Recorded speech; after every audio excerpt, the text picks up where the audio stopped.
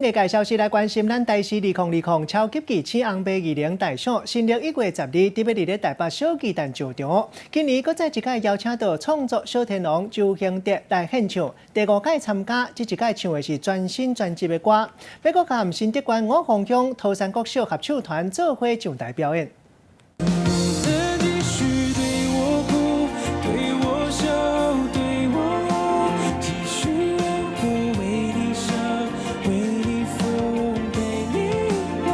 台顶亲情演唱，温暖歌迷的心。创作小天王周兴哲会伫咧台视2020超级巨青红白佳能大赏，陪大家来过29暝。我只想说，我认真的爱过，两个相爱的人究竟犯什么错？